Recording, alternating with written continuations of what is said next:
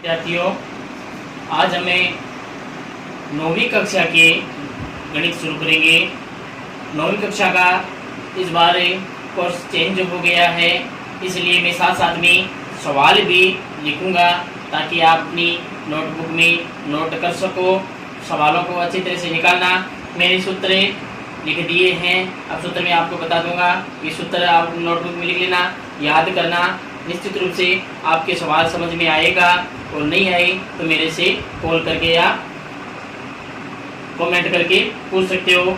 आज हमें 9वीं कक्षा की 13वीं प्रश्नावली शुरू करेंगे। सबसे इजी है और ये आप पहले भी पढ़ चुके हो।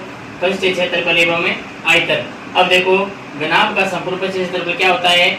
2 ऑफ है लंबाई गुना चौड़ाई प्लस चौड़ाई गुना ऊंचाई प्लस ऊंचाई गुना लंबाई। आगे याद करना, कमरे की चारों दीवारों व छत या फर्श, यानी आपको एक पार्ट दिया गया हो, या तो ऊपर छत नहीं दी गई हो, नीचे फर्श दिया गया हो, या ऊपर छत दी गई हो, नीचे फर्श नहीं दिया गया हो, उस समय सूत्र होगा 2 गुना ऊंचाई और लंबाई प्लस चौड़ाई प्लस लंबाई गुना चौड़ाई। ये तो कमरे की चारों दीवारों का क्षेत्रफल हो गया और ये एक छत या फर्श का हो गया। अब घनाभ का आयतन लंबाई गुना चौड़ाई गुना ऊंचाई, यानी तीनों राशियां क्या होगी? गुना होगी। घन का संपूर्ण क्षेत्रफल क्या होता है? 6 गुना भुजा स्क्वायर होता है। घन का पार्श्व मतलब 4 फलक दिए गए हैं, तब घन का क्षेत्रफल हो जाएगा 4 गुना भुजा स्क्वायर। घन का आयतन भुजा क्यूब होता है। आयतन समझ निकाली। यदि देखो आपको 1 लीटर दिया गया और आपको सेंटीमीटर में बदलना हो तो 1000 घन सेमी आएगा, यानी 1000 से गुना कर देना। 1 घन सेमी को आपको मिमी में बदलना हो यानी मिलीलीटर में बदलना हो तो 1000 से गुना कर देना। 1 मीटर में दिया गया और आपको लीटर में बदलना है तो 1000 से गुणा कर देना। ये 13.1 के सभी सूत्र होंगे। 13.1 में इतने ही सूत्र लगेंगे, आप इतने अच्छी तरह से याद करना। अब मैं आपको सवाल शुरू करवाता हूँ। देखो, आपका पहला सवाल है 1.5 मीटर लंबा 2.5 मीटर चौड़ा और 65 सेमी गहरा प्लास्टिक का एक डिब्बा बनाया जाना है। इसे ऊपर से खुला रखना है। प्लास्टिक शीट की मोटाई को नगण्य मानते हुए निर्धारित कीजिए। डिब्बा बनाने में आवश्यक शीट का क्षेत्रफल ज्ञात करना है आपको, और इस शीट का मूल्य यदि 1 मीटर स्क्वायर शीट का मूल्य 20 रुपये हो तो सबसे पहले देखो आप, मैंने ये आकृति बना दी है, यानी कि ये डिब्बा जो है वो घनाभाकार है। तो देखो ये मैंने बना दी है। अब ये कह रहा है 1.5 मीटर है लंबा, 1.25 मीटर है चौड़ा और 65 सेमी ये डिब्बा क्या है? ऊंचा है। तो देखो ध्यान से, आप क्या लिखोगे? हल में डिब्बे की लंबाई L बराबर दिया गया 1.5 मीटर है, B बराबर आपको दिया गया 1.25 मीटर है और H बराबर है 65 सेमी, या आप लिख सकते हो 0.65 मीटर, यानी सेंटीमीटर को मीटर में बदलने के लिए 100 का भाग दिया जाता है। तो ये आ गया। अब क्या कर रहा है? देखो आगे, इसे ऊपर से खुला रखना है, मतलब डिब्बा ऊपर से खुला है, इसका मतलब इसके 4-5 फलक हो गए। 4 तो साइड वाले, एक नीचे वाला, तो चारों दीवारों में छत का क्षेत्रफल आ गया। इसलिए क्षेत्रफल क्या गया? 2H L plus B plus L गुणा B, यानी ये इसका क्षेत्रफल आ गया। अब आप क्या लिखोगे? 2H कितना है? ये है 0.65, L आपको दिया गया 1.5 और B दिया गया 1.25 प्लस से 1.5 गुणा 1.25।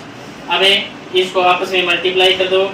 मल्टीप्लाई आप करोगे तो आपके पास आएगा, देखो गुणा करो 30, यानी 5 2 10, शून्य आ गया, शेष रह गया 1, 12 और 1 13। एक अंक छोड़ के आपको दशमलव लगाना है, 1.30 ये आ गया। अब इनको जोड़ो आपस में तो 1 1 2 2.75 हो गया। ये इन दोनों को आपस में मल्टीप्लाई करना है, तो मल्टीप्लाई करोगे तो आपके पास आएगा 1.875, यानी कि ये गुना हो गया। अब इनको आपस में गुणा करना है। 13 को 275 से गुणा कर दो, फिर आप दशमलव लगा देना, तो गुणा करो। 13 पंजे 65, शेष रह गई 6, 13 पंजो 65, 13 से 75, 13 सती 91, 91 और 6 हो गई 97, शेष रह गई 9, 13 दुए 26, 26 और 9 हो गई आपके पास 34। कितने अंक छोड़ के दशमलव लगाने, 1 2 और 1 ये 3 अंक छोड़ के आप दशमलव लगा दो, आपके पास आ गया 3.475 प्लस से 1.875। इनको आपस में आप जोड़ दो, जोड़ोगे तो आपके पास आएगा 5.45 मीटर स्क्वायर। यानी पहला हो गया डिब्बे बनाने की आवश्यक शीट का क्षेत्रफल कितना है, 5.45 मीटर स्क्वायर है। दूसरा सवाल है, इस शीट का मूल्य यदि 1 मीटर स्क्वायर शीट का मूल्य 20 रुपये है, तो आप लिखोगे दूसरा 1 मीटर स्क्वायर शीट का मूल्य बराबर 20 रुपये, इसलिए 5.45 मीटर स्क्वायर शीट का मूल्य कितना आएगा, 5.45 इंटू 20, यानी इसको 20 से गुणा कर देना। 20 से गुणा करोगे तो आपके पास 109 रुपये आएंगे।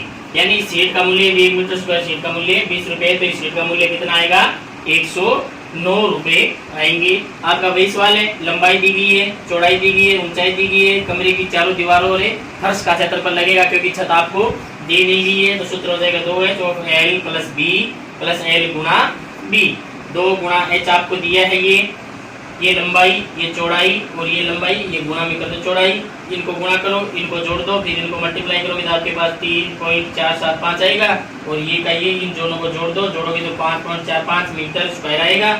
एक शीट का मूल्य 20 रुपये है, तो 4.5 मीटर शीट का मूल्य कितना आएगा, 20 से मल्टीप्लाई कर दो, आपके पास 109 रुपये आ जाएंगे। अब देखो दूसरा सवाल है, देखो दूसरा सवाल आपका, एक कमरे की लंबाई, चौड़ाई और ऊंचाई क्रम से 5 मीटर है, 4 मीटर है और 3 मीटर है। 7.50 रुपये प्रति मीटर स्क्वायर की दर से इस कमरे की चारों दीवारों और छत पर सफेदी करवाने का वह ज्ञात कीजिए। वही बात है, 4 दीवार दी गई है, एक छत दी गई है, इस बार क्या नहीं दिया गया है, एक फर्श नहीं दिया गया है। तो आपको दिया गया है कमरे की लंबाई, लंबाई आपको दी गई है 5 मीटर है, चौड़ाई आपको दी गई है 4 मीटर है और ऊंचाई आपको दी गई है 3 मीटर।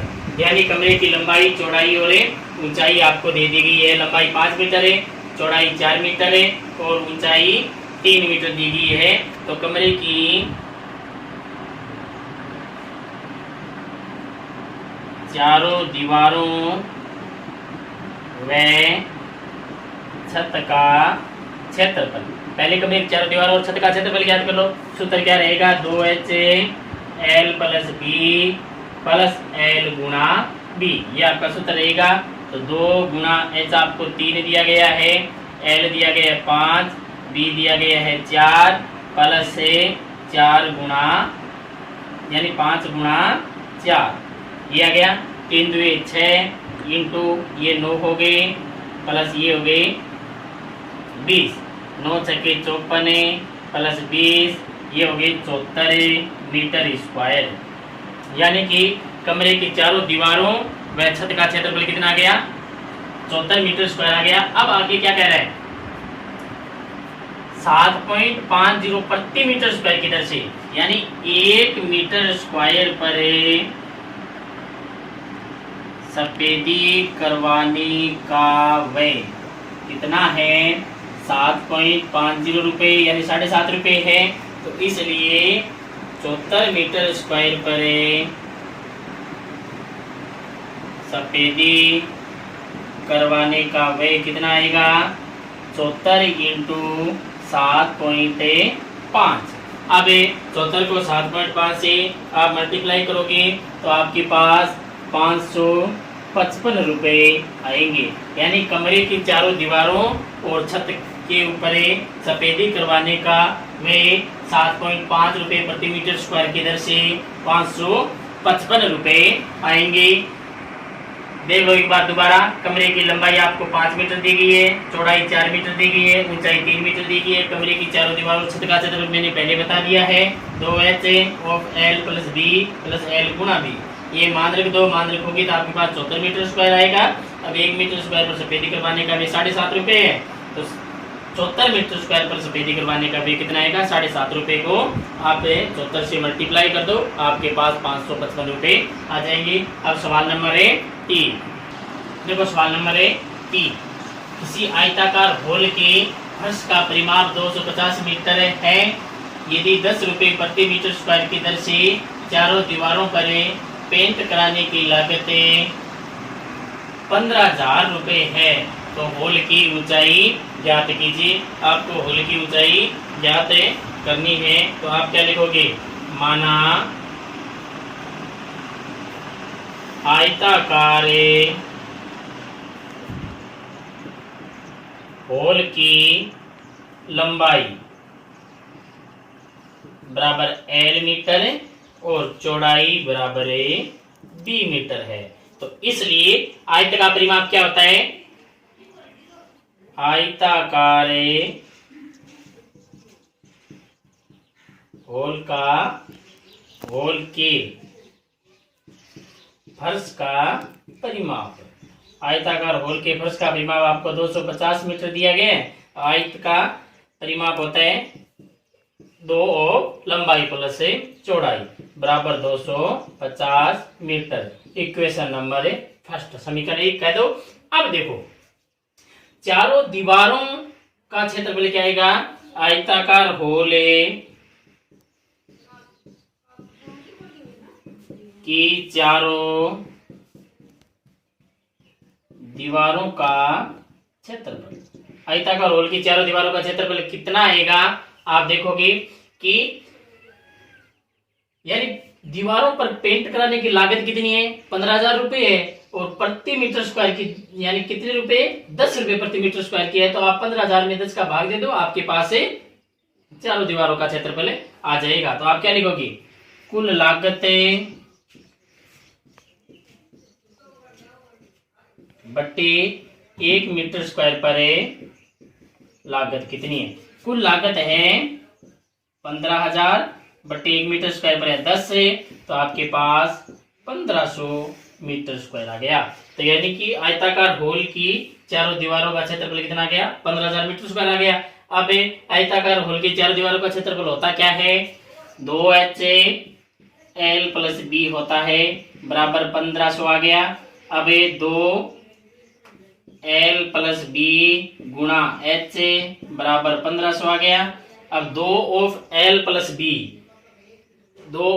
प्लस B बराबर 250 आपको दिया गया है। तो ये आ गया 250 गुणा H बराबर 1500। H बराबर है 1500 बट्टे 250। शून्य से शून्य कैंसिल हो गया, 25 छक्के 150 होता है, तो 6 मीटर। आयताकार होल की ऊंचाई कितनी आ गई? 6 मीटर आ गई। अब आपको दोबारा सवाल बता देता हूँ।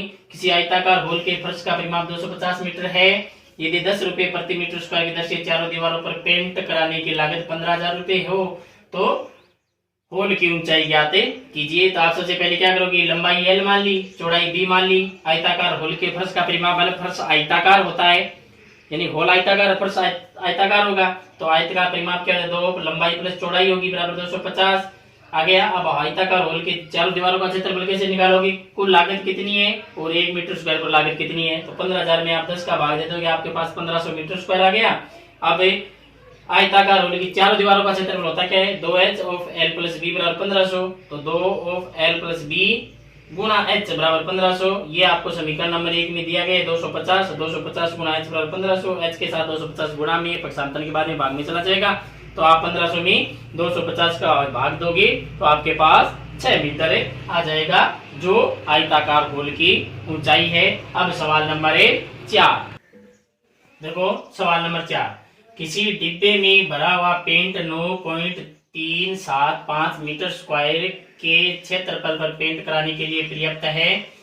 इस डिब्बे के पेंट से 22.5 सेमी गुणा 10 सेमी गुणा 7.5 सेमी विमाओं वाली कितनी ईंट पेंट की जा सकती है। कहने का मतलब ये है कि कुल डिब्बे के अंदर पेंट इतना है, आपको ये ईंटों की विमाई दी गई है, लंबाई चौड़ाई और ऊंचाई दे दी गई है। आपसे ये पूछा है कि इस पेंट से कितनी ईंटें हैं जो पेंट की जा सकती है। तो सबसे पहले आप क्या लिखोगी, ईंट की लंबाई 22.5 सेमी, चौड़ाई 10 सेमी, ऊंचाई 7.5 सेमी ये दी गई है। तो आप क्या करोगे, ईंट का क्षेत्रफल ज्ञात करोगे। ईंट कैसी होती है, ईंट घनाभाकार होती है। तो आप लिखोगे एक ईंट का क्षेत्रफल, सूत्र होता है 2/LB/BH प्लस HL, 2 लंबाई गुणा चौड़ाई प्लस चौड़ाई गुणा ऊंचाई प्लस ऊंचाई गुणा लंबाई।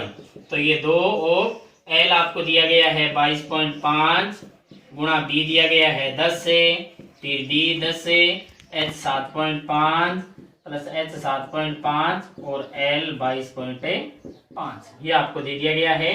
तो आप लिखोगे 22.5 को 10 से मल्टीप्लाई करोगे आपके पास 225 आएगा।